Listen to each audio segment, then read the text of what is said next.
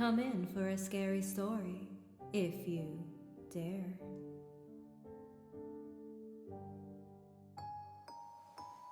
I attempted the disappearing object experiment.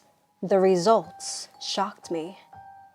Greetings, sleepless Redditors. I've decided to share a peculiar experience that might intrigue those familiar with the enigmatic disappearing object phenomenon, DOP. I've encountered numerous posts about this phenomenon on the Glitch in the Matrix subreddit, and I was compelled to delve deeper into its potential causes. Basically, the DOP describes instances where objects disappear without a logical trace. Some believe it to be a simulation error, while others assume something paranormal is at play. Was it merely a matter of misplaced items? Were these tales fabrications? Or was there a genuine, inexplicable occurrence at play?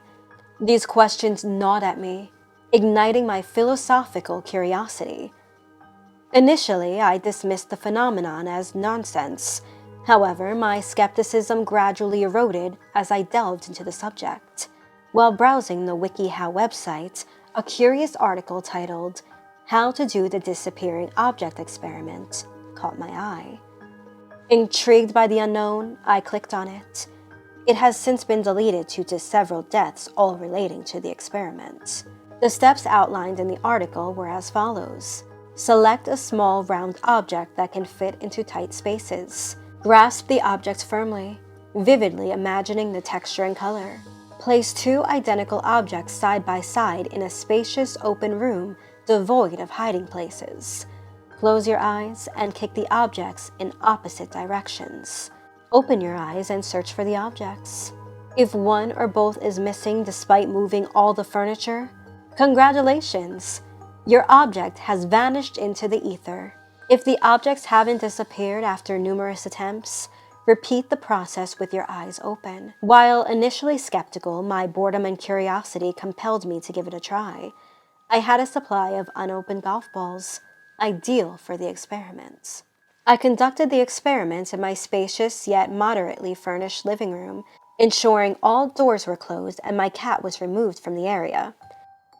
After several hours of fruitless attempts, something extraordinary happened. After kicking both golf balls with my eyes still closed, I noticed that one of them was mysteriously atop my couch, despite the impossibility of it rolling up there. Hours later, again, I did the same as usual, but with my eyes opened. The other golf ball began rolling at an unnatural speed and landed into my cat's water dish with a splash. I walked over to the dish, expecting the ball to be floating at the surface, but to my shock, it was not there. I searched exhaustively, but it was nowhere to be found. The experience triggered memories of a similar occurrence.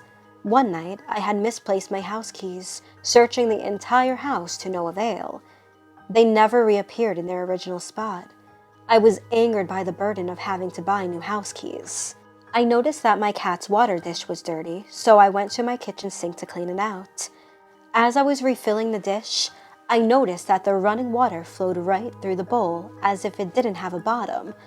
Shocked, I stood there for a few minutes, just watching as the water seemingly flowed through the bowl impossibly. I tried touching the bottom of the dish, but my fingers phased right through it. At the sight of this, I immediately blacked out. How was this even possible? I awoke from my slumber and got up from the kitchen floor. I felt a sense of unease. It was eerily quiet, as if I was the only living being alive. No birds chirping, no engines roaring, no music playing. My home was enveloped in an eerie silence, and an unusual accumulation of dust permeated the air. When I looked at my kitchen counter, I was shocked to see my lost house keys. They had been in plain sight, and there was no way I just missed them all these years. I saw that my walls looked grayish from the amount of dust present. There also appeared to be what looked like footsteps on my living room carpet, but assumed that was from my doing. Where my cat's water dish used to be was that golf ball. The neighborhood seemed deserted, and when I tried to look for my cat, I couldn't find her. As I prepared to rest, I heard strange noises emanating from within my home. Eventually, I awoke, glimpsing a shadowy figure peeking from my closet, covered in dust, standing at a height of 8 feet. It quickly bolted to the foot of my bed at a speed I couldn't comprehend. Fear gripped me as it stood there menacingly, its translucent form seeming both human and alien. It had no facial features present, but I could sense that I was in danger. I attempted to call the cops, but my phone had no service, strangely. My area usually has good service, but for some reason, it didn't exist. The figure began moving and let out a laugh. In an instant, the figure forced its arm down my throat, filling me with dust, laughing maniacally as it tortured me. As I was struggling to breathe, I took a closer look at the being's arms. There was no flesh, no bone, only what appeared to be layers of dust. As I lost consciousness, I saw the figure and the dust vanish. When I regained consciousness, my cat was by my side. The phone service had been restored, and I discovered that my failed 911 calls were logged, proving that this was not a dream. But that golf ball and my house keys are missing again. To this day, I remain perplexed by these events. I'm not even sure if I entered a parallel reality where these missing objects remanifest, or if I dealt with something paranormal. The reappearance of the golf ball, my keys, and the sight of the eerie encounter with the dust figure all seem to suggest that I had entered a rip in the fabric of the universe. I am certain that I experienced the disappearing object phenomenon and went to the very place where these objects reside. Occasionally while sleeping, I'll feel a tiny particle of dust land on my nose. If you are planning on trying the disappearing object experiment, take caution. The dust bunnies, as I like to call those freakishly tall monsters, are incredibly quick, and they will try killing you if they find you. Be careful in this empty sump dimension, as no one can save you from them. There's no telling when you will reappear back into our reality. Just like some of these objects, you could vanish forever. I gotta go now. I'm starting to hear something in the hallway. After I lost my leg in a car accident, I discovered something worse than phantom pain. An odd direction story from Reddit. I got into a car accident a few weeks ago.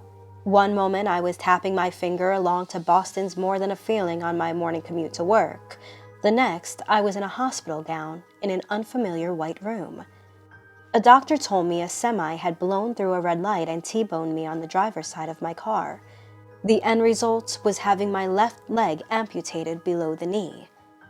I may have walked, well, begrudgingly wheeled away with my life, but the driver of the semi wasn't so lucky. He flew through the windshield of his truck and slid 20-some-odd feet down Main Street, leaving a trail of blood and organs behind him, like a meat crayon. I was extremely bitter after my accident. I began picking up the bottle more often than not, and friends began distancing themselves from me, leaving me isolated in my new, handy-capable apartment. Sometime last week, I woke up and noticed the whiskey glass on my nightstand was almost empty, so I hoisted myself into the wheelchair beside my bed and rolled into the kitchen to freshen it up. That's when I heard a slow clomp, clomp, clomp coming down the hallway, like somebody was playing hopscotch. I immediately spun around. "Who the fuck is there? I may be in a chair, but it won't stop me from putting a hole into you," I screamed as I reached for the small handgun I had holstered to the right arm of my chair. Clomp, clomp, clomp. "I'm warning you, I'm not fucking around." I was sweating profusely, and my thumb almost slid off the hammer of my pistol as I tried to cock it. Clomp, clomp, clomp. I took aim at where I thought the intruder's midsection would be as I waited for him to turn the corner, and I found myself face to face with a leg. Well, most of a leg anyway. A leg that was severed just below the knee. I didn't know what to do. I just stared at the thing and it seemed to stare back at me. Then it began hopping towards me, and I freaked out and took a few shots at the thing. The first two missed, but the third caught it and sent it sailing off somewhere down the hallway. I was met with a burning white pain where my own leg once was, and I passed out. I woke up sometime later to the loud knocking and somebody yelling at my door. "Sir, this is the police. Is everything okay in there? We had a report of shots fired." Disoriented, I weakly rolled over to the door to answer it. My head was pounding like an elephant on a bass drum as I unlatched the lock to let the officer in.